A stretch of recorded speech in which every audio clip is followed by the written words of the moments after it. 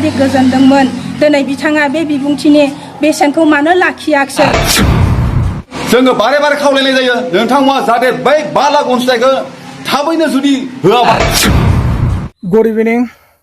गासिनिसिमबो आंनि गोसो गोरबोनिफ्राय अननाय सिबिनायखौ फिन खेब नोंथांमोननो आङो जासिहरनाय जाबाय दिनै आङो नोंथांमोननो लानानै फैदों जोंहा माखासे एक्स एनडिबिनि अर्थात एक्स ग्रेसियानि मोननो गोनां मोनथाय रांनि सायाव माखासे खोथा सावरायनाय दा बेखौ लानानै आं नोंथांमोननो फिन दिनै एक्स ग्रेसियानि मोननांगौ मोनथायनि रांफोरा मा जानो थांदों आरो बेजों लोगोसे जिथुनाखि एक्स ग्रेसियानि न'खरनि मानसिफ्रा दा मा अबस्थायाव दङ आरो मा सानदों बिथांमोना मा थिरांथा लादों आरो फैबाय थानाय जिथुनाखि 2025 मायथाइनि बिटिसि बा बिटिआर इलेक्सनाव बिथांमोना मा थांखि लानानै दङ जिथु नैबे दानि बिटिआर सरकारा अनाब्ला बिनि सायाव नोंथांमोना जोबजासिम भिडिअखौ निस्सय नायलाङोब्ला बुजि मोनगोन होननानै आं सानो दिनै दंफैयो जाहैबाय आङो उदालगुरि जिल्लानि सिङाव थानाय मासबाद एरिया नैबे जाहैबाय मासबाद बाजार जाग्रा दै मैयानि मंगलबार बारायमोन मैया बाजार दंमोन आरोखि बेयाव दायो आं बे बाजारसालियावनो थानानै नोंथांमोनजों आङो दिनै सावरायनानै नोंथांमोनजों नुजाफैनाय जादों दा नोंथांमोना जाहाथे दिनैनि भिडिअखौ निस्सय नायब्ला बुजि मोनगोन दा नोंथांमोना जिथुनाखि मिथिखागौ गोबां सुबुङानो मोनसे समनिफ्राय जोंहा डिभाइड आसाम 50-50 बिबोदोंमोन बर'फ्रा नङा होमबा बा बर'नो आलादा हादोर नांगौ अर्थात बड'लेण्ड रायजो नांगौ होननानै गोबां समनिफ्रायनो जोंनि बर' रायजो राजाफ्रा खुद्रिखांबोदोंमोन जोंनि माखासे सानथौगिरिफ्रा साननायजों लोगोसे डिभाइड आसाम 50-50 बिदोंमोन दा बेखौबो जुदि जोङो मोनफुंनो हायासै बेजों लोगोसे लासै लासैनो मोनसे पार्टिया हायैनि खारनाव मोनसे गोदान पार्टि दादोंमोन बेनो जाहैबाय एनडिबि हान्जा बिथांमोना हाथियार लानानै गावसिनि जिउखौ दान्दिसेनि थाखाय दोनथ'नानैब्लाबो पुलिस मिलिटारिनि आखायाव बा सरकारनि आखायाव गथायनानैब्लाबो बिथांमोना गावसोरखौ जेबो सानालासिनो हारिनि थाखाय सेक्रिफाइस खालामबोदोंमोन बा गोबां बेफोरबायदिनो एबसुआनो जा बा एनडिबिआनो जा मोनसे समनिफ्राय माने बिथांमोना हारिनि मुङै जिउ बावगारबोदोंमोन बा गावनि जिउखौ बलिदान होबोदोंमन दा बै बिथांमोनहा दिनै बड'लेण्ड रायजो एबा बिटिआरखौ मोनखांनायनि उनाव बा मोनसे समाव बिटिसि एकर्ड जानानै थांदों नङा होमबा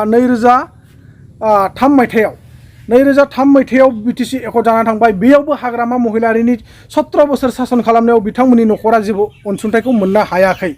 दा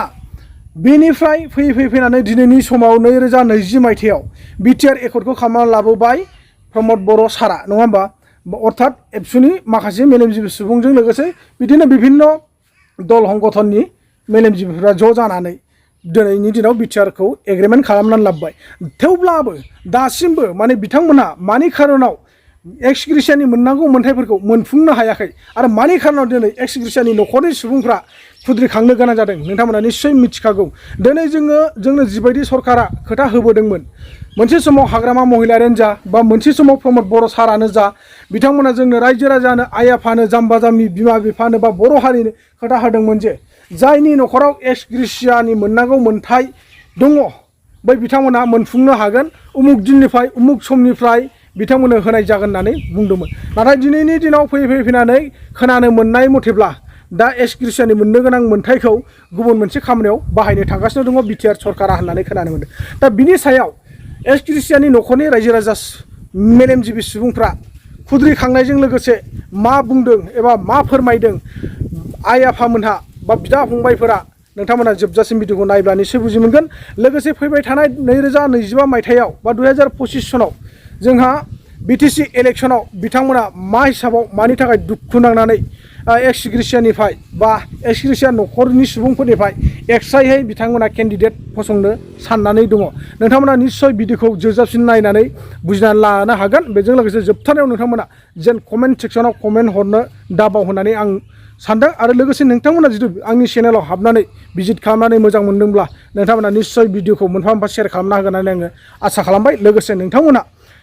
दिनैनि भिडिअखौ फुरा नायनानै लाजोबनो हासिगोन 1989 आव आसाम डिफिट 50-50 बिनायाव जोंनि न'खरा मुंख्लं जादों खिन्थु दिनैयाव लागै जोङो बिटिसि सुक्ति जाबाय बेयावबो मोनासै हाग्रामा महिलारि सारनि दिनाव 17 बोसोर शासन खालामनानै थांबाय बिथाङाबो होआसै आरो फैयै नैबे बिटिआर सुक्ति एकर्ड जाबाय बेयावबो बिटिआर सुक्ति जानायाव प्रमद बर' सारा गावनि खुगाजोंनो बुंदोंमोन मटङा स'आव जा प्रमद साराबो बुंदोंमोन जे जोंखौ लिंहरलायनानै बेहाय गावनि इउपिएमएलनि अफिसाव एबसुआबो मोनगोन एबसुनि आन्दलनाव थैनायाबो मोनगोन आरो एनडिपिआव थैनायाबो मोनगोन ना गावनि खुगादोनो बुंदोंमोन बिथां प्रमद सारा दिनै खिन्थु जों नुनो मोनदों बे 5 लाख अनसुंथाइखौ जोंनो होनो गारनानै जों खोनानो मोनदों 5 लाख अनसुंथाइखौ सोरनोबासो होगोन होननानै जों खोनानो मोनदों जा जों बहुद दुखु नांदों बेनिखायनो जोङो दिनै जोंबो बाहाय एसे साखाफारा जादों नोंथाङा जुदि होगोन होननानै जुदि बेखौ गावनि बिटिआर सुक्तिया जुदि फार जालाङोबा जोंनो जुदि अनसुंथाइ होआबा बहुत दुखु नांथावना बेबायदि जोंनि न'खरफोरा बे समाव आसाम डिफिट 50-50 बिनायाव मुंख्लं जालांदोंमोन सोरबा बिधवा जालांदों सोरहाबा बिफाया थैलांदों सोरहाबा फिसाला गोमा जादों बेबायदि बहुत दुखु नांथावना जालांदोंमोन जोंनि न'खरफोरा बेनिखायनो नोंथांखौ जोङो आर'ज खालामहरदों नोंथाङा जोंनो 5 लाख अनसुंथाइखौ होगोन होनना बुंनायाव होनांगौ होननानै जों आर'ज खालामहरदों नोंथांखौ आरो जों होबा नोंथाङा जुदि होयोबा जों मोजां मोनगोन आरो जुदि नोंथाङा बेखिनिखौ स्टेप लायाबा फैगौ 2025आव जिथुबा बिटिआर इलेक्सन फैगोन खिन्थु जोंनि मुंख्लं न'खरनिफ्राय जों मोनब्रै डिस्ट्रिक्टआव जोङो केन्डिडेट होनाय जागोन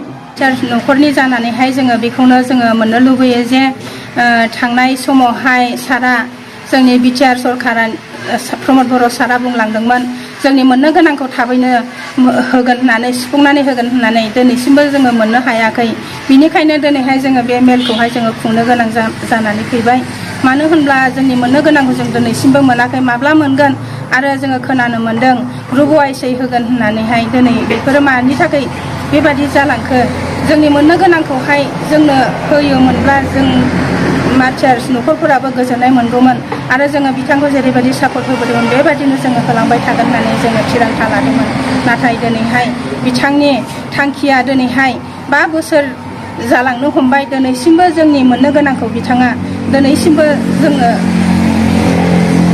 जोंनि माबाखौहाय दिनैसिमबो डिक्लेयार होआखै दा जोङो बेखौनो मिथिनो लुबैयो सारनिफ्राय मोनगोन माब्ला मोनगोन जोङो बेखौहाय जोङो मिथिनो लुबैयो आरो मोनगोन ना मोना जोङो बेखौबो मिथिनो लुबैयो मानो होनब्ला बिथाङा दिनै जोंनि बिमा बिफा बिदा फंबाय बिब' बिनानाव थैनि बेसेनजों दिनै बिथांमोना रायजो खुंबोबाय सरखार दाबोबाय दिनैहाय गावसिनिखौल' मानो सानखो जोंनि थाखाय मानो सानाखै जोंबो बिमा थायोमोनब्ला जोंबो लेखा फरा गोरों जागौमोन जोंबो बेबादिनो माबा मोनसे मावनानै जोंबो जोंनि न'खरफोरखौ लुखांलांनो हागौमोन दिनैहाय जोङो उन्दैयावनो बिमा बिफा थैजानानै बा बिदा फंबाय थैजानानैहाय दिनैहाय जोङो लेंगोरा जानानै दङ जोंबो बैसोरबादि जोंबो मोजां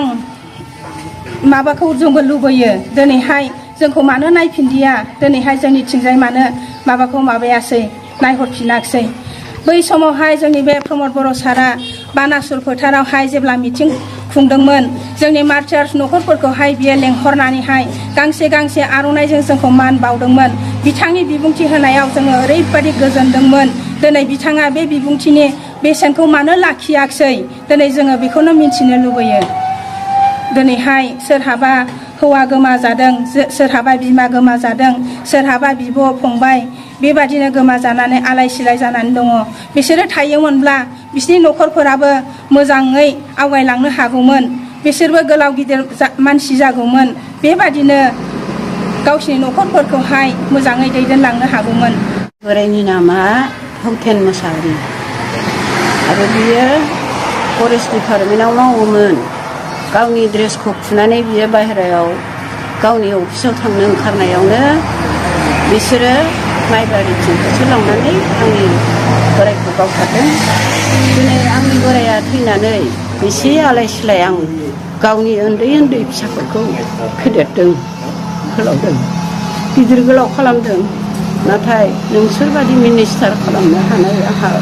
केपासिटि गैया थेवबो सरकारा जोंबायदि मानसिखौ दासिमबो नायसनाखै थाखा होगोन फैसा होगोन होननानै जेरावबो मिथिं खुंनायाव जोंखौ लिंहरो